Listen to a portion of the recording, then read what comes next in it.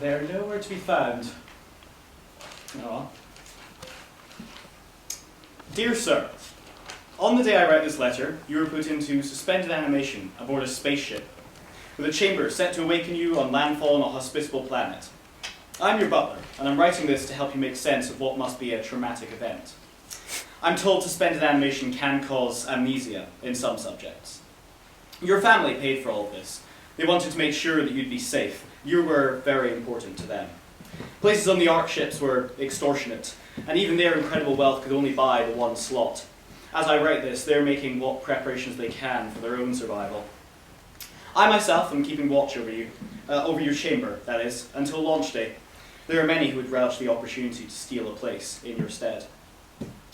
I've included within your chamber some emergency rations. To last a few months, I even managed to get a few cans of your favourite ginger ale, an environment kit to make whatever new world you end up on more hospitable, and some fresh clothes, amongst other things. Let it never be said that I failed in my duties. The sad fact is that I cannot follow you myself.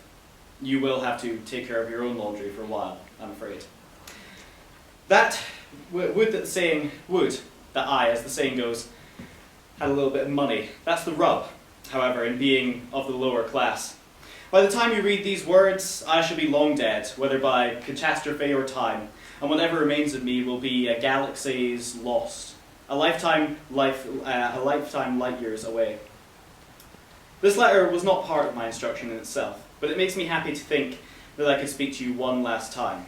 I should at this point tell you that I'm sorry to see you go, when you've done so much for me. The years that I've spent in your household have been some of the happiest of my life.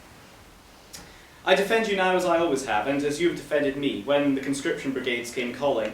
Use your name and money to keep me in the house and away from the front. On that day, I think you very likely saved my life. And that is a comforting thought. You saved my life, and now I can spend it making sure that you are safe. I do hope my sacrifice pays off. I hope you land on a planet where the air is pleasant, away from all of this destruction, the havoc that's taken our world. I hope that the life you start there will be full of joy.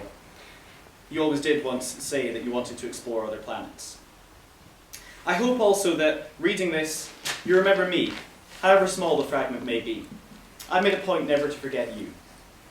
Yours, your butler.